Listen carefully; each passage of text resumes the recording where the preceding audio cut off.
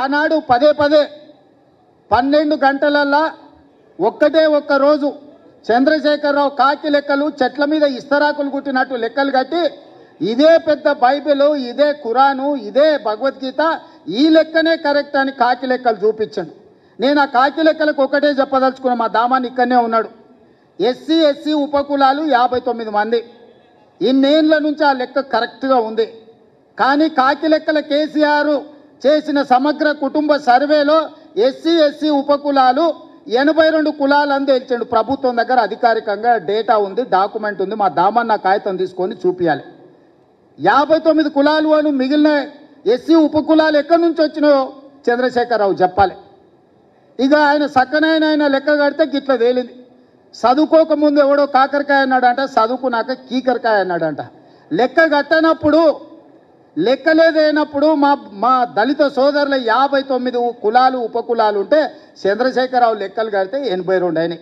ఈ సొక్కమైన లెక్క తీసుకొచ్చి నా లెక్కనే ఇది కరెక్టు, నేను సత్యహరిచంద్రుని, ఆయన పోతా ఆయన వారసుడిగా నేను పుట్టినా, నా లెక్కకు ఈరోజు బట్టి విక్రమార్క, రేవంత్ రెడ్డి, ఉత్తమ్ కుమార్ రెడ్డి చేసిన లెక్కకు పొత్తన లేదు, ఇది తీసి పక్కన పడేయండి అంటుండు. నిజంగానే చంద్రశేఖరరావు దీన్ని అనాలి అంటే ఎప్పుడు ఆయనకు నైతిక హక్కు వస్తుందంటే ఆయన సమగ్ర కుటుంబ సర్వేతో పాటు ఈనాడు ప్రభుత్వం చేసిన కులగణంలో ఆయన కొడుకు, ఆయన అల్లుడు అందులో లెక్కలు రాపిస్తే ఆయన లెక్క గురించి మాట్లాడడానికి అధికారం ఉంది. అసలు తెలంగాణ సమాజంలో జీవించే హక్కే చంద్రశేఖరరావుకు లేదు. ఈ సమాజంలో ఉన్న ప్రజల అందరి లెక్క కట్టి అధికారికంగా ప్రభుత్వం చేసిన లెక్క ఇది ప్రైవేట్గా రేవంత్ రెడ్డి, బట్టి విక్రమార్కను, ఉత్తమ్ కుమార్ రెడ్డి గారు వ్యక్తులుగా చేసిన లెక్క కాదు. ఇది ప్రభుత్వం లెక్క, అధికారిక లెక్క.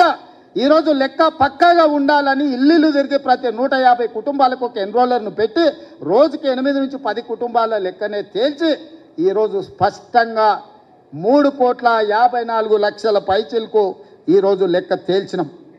వీళ్ళందరూ వాళ్ళ సమాచారాన్ని ఇచ్చినోళ్ళు, వాళ్ళందరూ జనజీవన స్రవంతిలో ఉన్నోళ్ళు. ఇప్పుడు 16 లక్షల పైగా జనాభా జనజీవన స్రవంతిలో లేరు. అందులో ముందు వరుసలో చంద్రశేఖరరావు, ఆ తర్వాత తారక రామారావు, ఆ తర్వాత హరీష్ రావు, ఆ తర్వాత పోచంపల్లి నిన్నమన్న గ్యాంబ్లింగ్ చేసిన పోచంపల్లి శ్రీనివాసరెడ్డి, గ్యాంబ్లర్స్ అందరూ అందులోనే ఉన్నారు. ఈ గ్యాంబ్లర్స్కి ఇష్టం లేదు.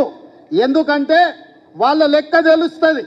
వాళ్ళ లెక్క తెలిస్తే పోయిన మంత్రివర్గంలో 4 ఆయనతోలే ఎట్లున్నారని మీరంతా మా బలైన వర్గాల సోదరులు అడుగుతారు, కడుగుతారు, వంగబెట్టి దంచుతారని లెక్క తెలియదని కుట్ర చేస్తుండ్రు.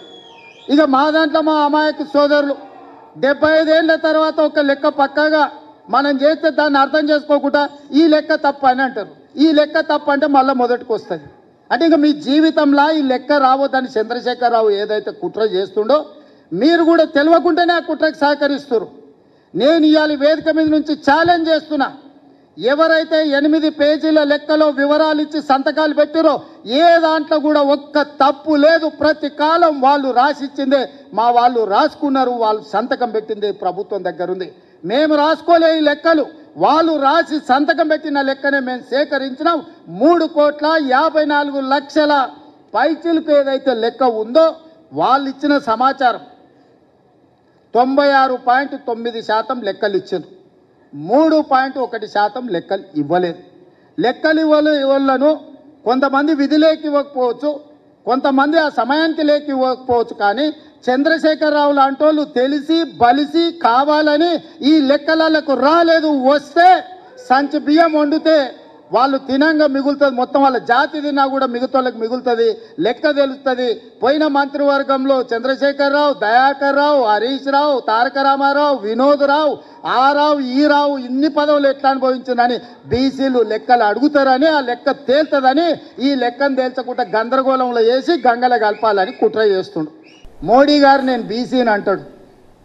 మోడీ గారు వాస్తవంగా బీసీ కాదయా, లీగల్లీ కన్వర్టెడ్ బీసీ. నేను చాలా జాగ్రత్తగా ఈ పదం వాడుతున్నా, లీగల్లీ కన్వర్టెడ్ బీసీ.